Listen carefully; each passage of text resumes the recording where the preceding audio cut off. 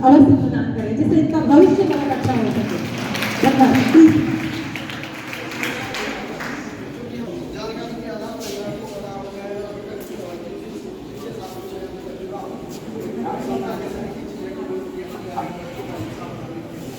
बहुत बहुत धन्यवाद इस इंस्टीट्यूट के प्रिंसिपल डॉक्टर भारती सिंह जी और जो स्कूल के सर्वे सर्वा का नाम में बराबर कभी दीपक, कभी प्रदीप, कभी राजीव, लेकिन अंत में पता चला कि उनका नाम दीपक है।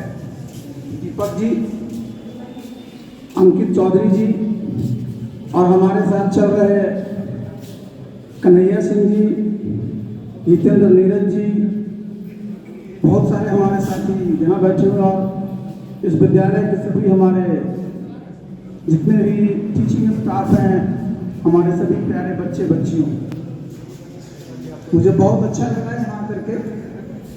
और अभी लेकिन एक बात जो उन्होंने कही मैं उससे सहमत नहीं हूँ। राजा तो बहुत हुए लेकिन जगत जननी एकमात्र सत्ता है, वो उनकी धरती है। और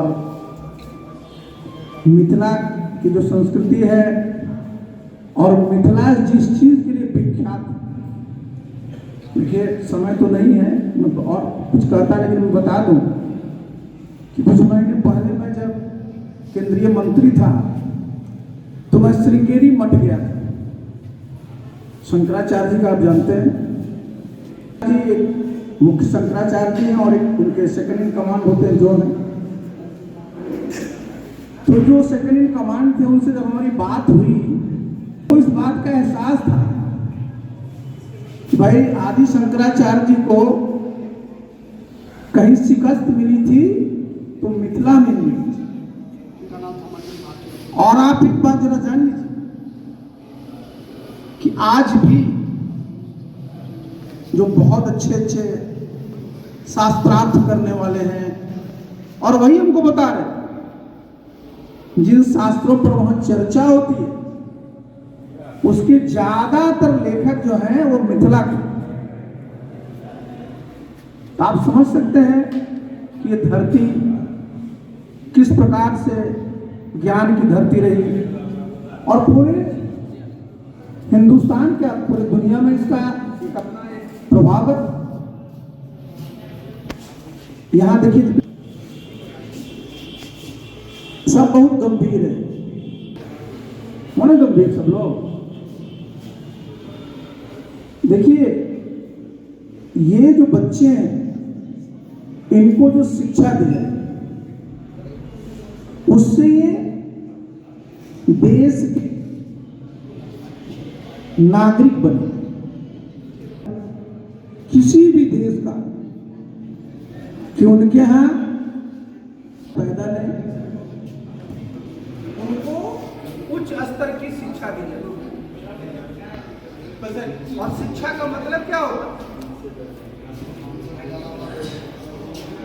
शिक्षा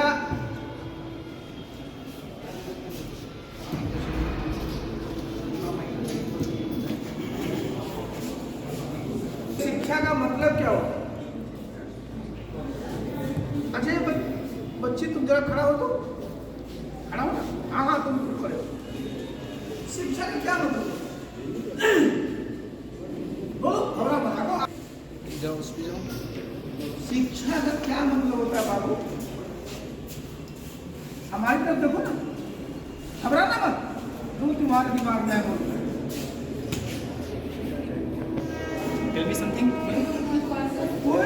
बच्चा शिक्षा का मतलब बताओ।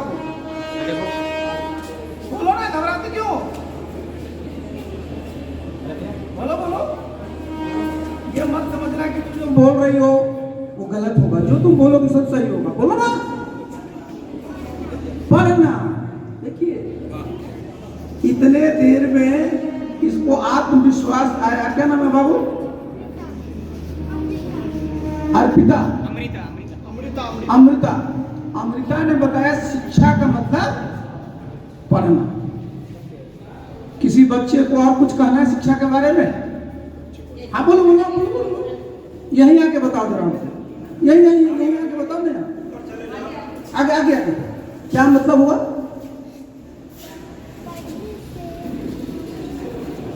जैसे इसने बताया शिक्षा का मतलब क्या लगता है? ज्ञान। गुड। तुम्हारा?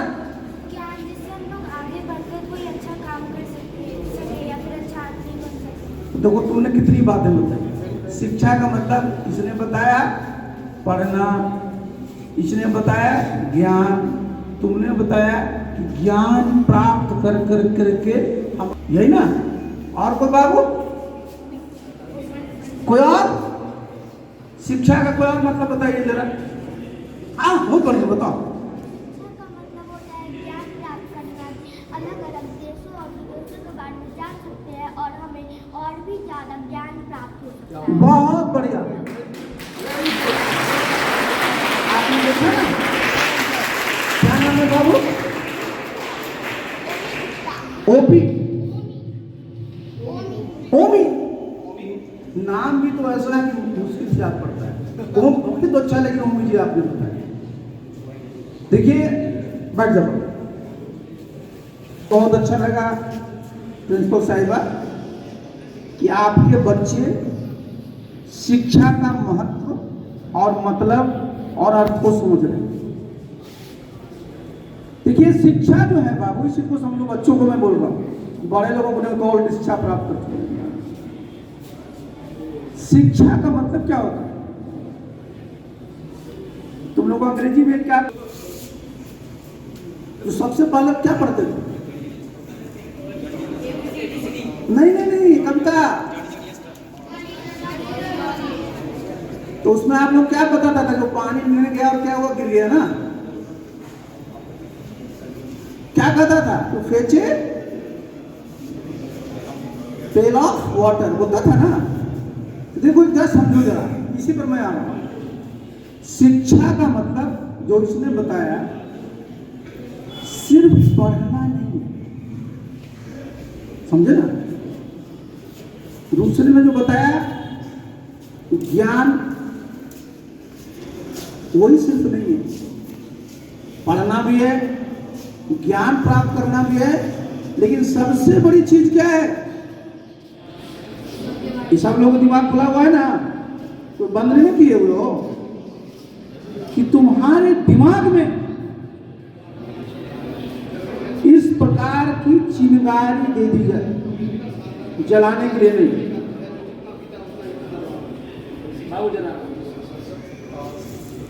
वो चिंगारी जिससे कि आप किसी भी चीज के बारे में जानने के लिए सबसे पहले क्या होना है? उत्सुक होना।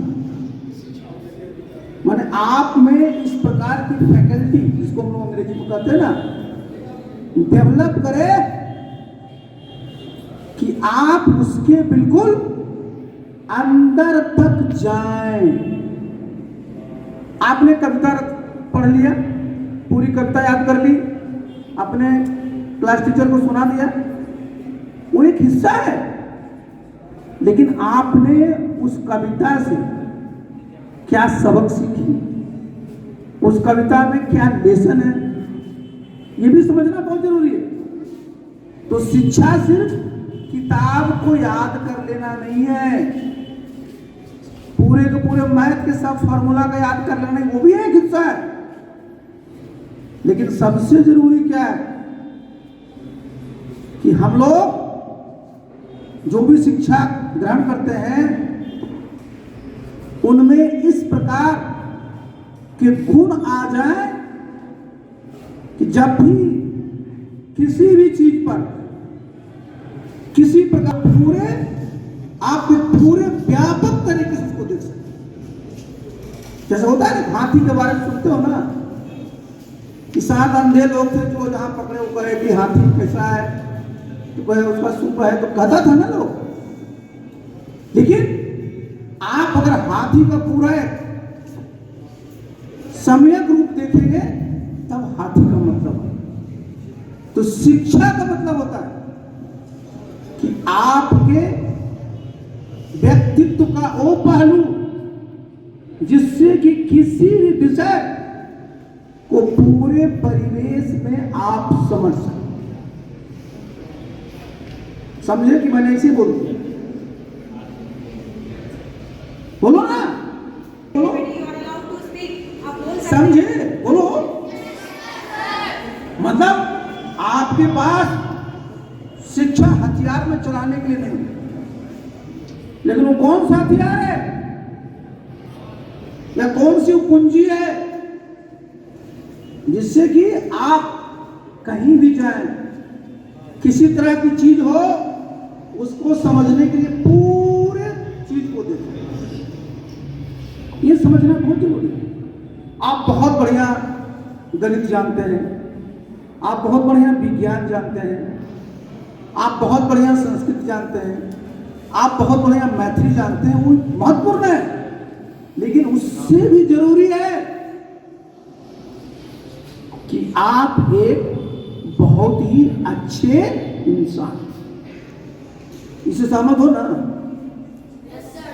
आज ये बताओ, सबसे पहले क्या जरूरी है? आदमी को साइंटिस्ट बनना कि इंसान बनना?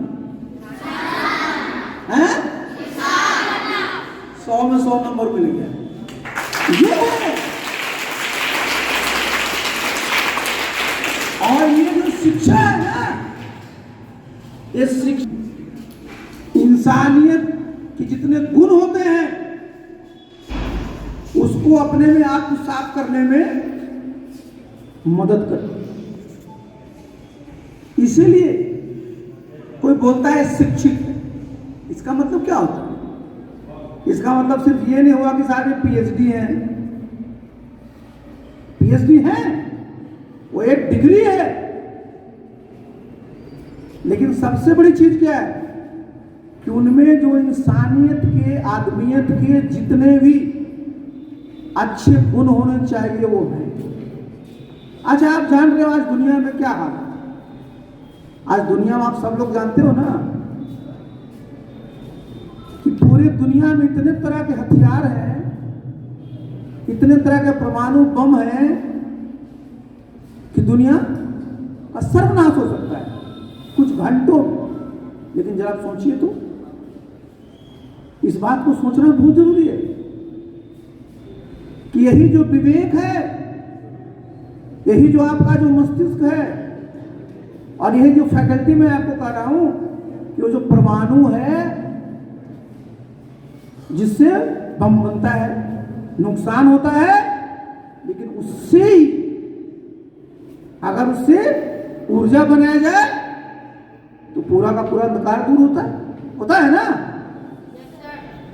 तो देखिए, अगर आपके पास साइंटिस्ट को कहा तुम बना लो बम, बम तो साइंटिस्ट बना है ना, अब बम चलाएगा कौन? बम चलाने का आदेश कौन देगा? प्रधानमंत्री। तो प्रधानमंत्री में अगर इंसानियत है, अमेरिका के राष्ट्रपति में इंसानियत है, रूस के राष्ट्रपति में इंसानियत है, चीन के राष्ट्रपति में इंसानियत है, ब्रिटिश के प्रधानमंत्री में इंसानियत है, तो क्या करेंगे वो? परमाणु बम का बटन दबाएंगे वो? साइंटिस्ट का काम है कि परमाणु बम बना दिया, लेकिन जिसको आपने जिम्मेवारी दी है उनमें इस प्रकार का विवेक, इस प्रकार का इंसानियत, इस प्रकार की आदमियत होनी चाहिए कि उसका दुरुपयोग नहीं। तो जो भी हम लोग शिक्षा ग्रहण करें, जो भी हम ज्ञान अर्जन करें, उसका क्या उद्देश्य होना चाहिए कि जो मानव है या जितने भी जीवित प्राणी हैं, सबके जीवन में कैसे थोड़ी अच्छाई और हो सकती है, यही ना हम लोग काम है। आप पहले देखो, गांव में पानी लाने के लिए कहां जाना पड़ता है? आज कोई जाता है? क्यों? क्योंकि आपको उस प्रकार की सुविधा दी गई। तो जो भी ज्ञान आप हासिल करिए उसका लक्ष्य क्या होना चाहिए? नंबर 1 इंसानियत बढ़े और इंसान को किस प्रकार से और ज्यादा बेहतर जीवन हासिल करने का अवसर मिले, इसके लिए काम करें। इसे देखिए, शिक्षा जो है वो बहुत जरूरी है। और शिक्षा सिर्फ, मैंने क्या कहा, सिर्फ रट लेने का काम नहीं है। ठीक है, रट लोगे 100 में 100 नंबर आ जाएगा, लेकिन पता चला कि बाहर गए और एक बल्ब लगा हुआ है, उसको खोल लिया, कैसा लगेगा? बाहर गए, स्ट्रीट लाइट लगा हुआ है, पत्थर उठाया, उसको मार दिया। आपने गणित में 100 में 100 लाया, लेकिन एक नागरिक रूप में आपने क्या किया? जो नागरिक सुविधा थी उसका, लोग कहे कि शिक्षित है, मतलब क्या है? बुराई क्या हो? घाटे। तो ये बाबू हम लोगों को मेन ध्यान में रखना है। और ये अगर आप ध्यान में रखिएगा, जितने लोग यहां बैठे हुए हैं, सब लोग अपने अपने मन में सोचे हुए होंगे कि मुझे ये बनना है, मुझे ये बनना है, मुझे ये बनना है, मुझे ये बनना है। और जब आप सोचेंगे तभी बन सकते हैं। लेकिन फिर मैंने जहां से शुरू किया तो वही मैं खत्म करूंगा कि चाहे किसी भी पद पर जाओ, किसी प्रकार की शिक्षा हासिल करें, लेकिन सब लोग जरूर ये कहें कि एक अच्छा इंसान है ना, एक अच्छा इंसान बनिएगा ना, तो पहले ताली अपने लिए बजाइए जरा। आज आप देखो भारतवर्ष के बारे में क्या जानते हैं। आज आप देख लीजिए, आज हमारी आबादी 141 करोड़, कितना है? 142 करोड़। मतलब कुछ ही महीनों में हम लोग चीन को पछाड़ने वाले किस चीज में? संख्या। अब जरा समझिए इसे, जो हमारा भारतवर्ष है दुनिया में सबसे बड़ा आबादी का देश बन जाएगा। लेकिन जब इतनी बड़ी आबादी होगी तो उसके लिए क्या चाहिए? सबसे पहले खाने की चीज चाहिए, कपड़े चाहिए, रहने के लिए घर चाहिए। अब बताइए, आप जब जरा सोचिए कि आज से 10 साल के बाद इसी भारतवर्ष की आबादी 150 करोड़ से ज्यादा हो जाएगी, तो कितनी बड़ी चुनौती सामने आने वाली है। कितना अनाज चाहिए, कितना कपड़ा चाहिए, कितना घर चाहिए। और साथ साथ हम लोग के साथ अच्छा ही क्या है कि आप लोग सब अभी युवा हैं। बहुत सारे देश में जाइएगा ना, आप अपने गांव में चला जाइए, 100 साल से ऊपर के बहुत कम लोग मिलेंगे। लेकिन आप जापान चले जाओ, अमेरिका चले जाओ, इंग्लैंड चले जाओ, 100 साल से ज्यादा बहुत लोग मिलेंगे। क्या करते हो? कुछ नहीं करते। तो ये हम लोग क्या सोचना है आगे आने वाले समय में कि भाई हमारी आबादी इतनी बड़ी, दुनिया का सबसे बड़ा आबादी वाला देश भारतवर्ष है। और जिसके पास धन होता है ना, संपत्ति होती है, तो संपत्ति के मामले में भारतवर्ष 5वें स्थान पर। ये बाबू तो लोग जरा समझना इस बात। दुनिया में 250 से ज्यादा देश है। आर्थिक पावर के रूप में, इकोनॉमिक पावर के रूप में हम लोग का स्थान कौन सा है? 5वां। हम लोग का स्थान 5वां है। हम लोग किसको पछाड़े हैं हाल में? नहीं, चीन को नहीं पछाड़ पाए बाबू। चीन को पछाड़े हैं सिर्फ इंग्लैंड को। और वो कौन सा इंग्लैंड? जिसने हमारे ऊपर करीब 200 साल तक शासन किया। कितना अच्छा लगता है, कितने गौरव की बात है कि आज हमने 75 वर्षों में इस प्रकार की आर्थिक उन्नति की है कि हमने इंग्लैंड को पीछे छोड़ दिया। किनके नेतृत्व में हुआ है? किनके नेतृत्व में हुआ है? ये अपना देश जो 5वें दुनिया का कितने बोलो किनके नेतृत्व में हुआ है आपका देश का नेतृत्व कौन कर रहे हैं? क्या नाम है? अरे तो ताली तो बजा दीजिए जी। देखो ताली क्यों बज रहा है? आप अच्छा नंबर लाते हो। तो हम लोग 11वें नंबर पर थे और अब हम लोग 8 साल में 5वें नंबर पर आ गए। तो जरा बताओ बाबू कि हमारी आबादी अब सबसे एक होने जा रही है और हम जो हैं आर्थिक रूप से 5वें नंबर पर हैं। ये अच्छा है क्या? तो किसको प्रयास करना पड़ेगा, किसको मेहनत करना पड़ेगा? पूरे जो हमारे देश के आप सब हम लोग नागरिक हैं, 141 करोड़ लोग हम लोग हैं। क्योंकि हमारा जो राष्ट्र है ये सबसे बड़ी आबादी वाला देश होने जा रहा है। और एक बात आप और जान लो, आप चीन का नाम लिए ना, चीन में कौन सा वहां शासन है? वहां लोकतंत्र नहीं है, प्रजातंत्र नहीं है, डेमोक्रेसी नहीं है, वहां क्या डिक्टेटरशिप। तो दुनिया का सबसे बड़ा लोकतंत्र कौन है बताओ बाबू? दुनिया का सबसे बड़ा लोकतंत्र भारत, अमेरिका से भी बड़ा। लेकिन दुनिया में सबसे ज्यादा कौन संपत्ति वाला है? अमेरिका। तो हम लोग सबको क्या प्रयास करना है कि सबसे बड़ा लोकतंत्र हम हैं, भारतवर्ष सबसे बड़ी आबादी वाला देश हम लोग होने जा रहे हैं।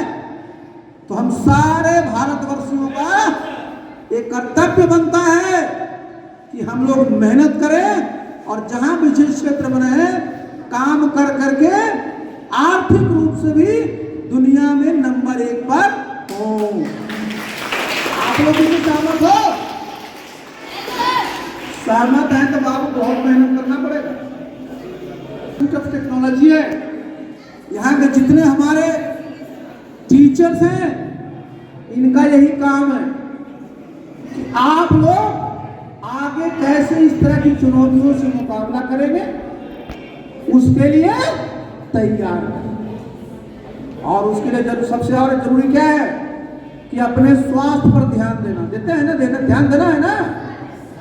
आप ध्यान देते हैं कि नहीं अपने स्वास्थ्य पर? स्वास्थ्य अगर आपका ठीक रहेगा, क्या कहता है? हेल्थ इज, और दूसरा लोग क्या कहेगा? Money is wealth. ऐसा नहीं, हेल्थ इज वेल्थ। तो स्वास्थ्य पर ध्यान रखना है। और ये स्कूल में जो रूटीन आपको बताया जाता है और जो कराया जाता है ये आप करिएगा तो आपको सदा याद रहेगा। देखो आजकल तो आप लोग कितने बजे उठते हो मॉर्निंग में? 5 बजे। कितने बजे घर में उठते हैं जो बताइए? 4 बजे। तब तो बधाई हो आप लोग सबको जी। बहुत सारे बच्चों को तो मैं देखता हूँ कि 9 बजे तक सोया हुआ। ये जो है ना अंग्रेजी में कहावत थी है early to bed and early to next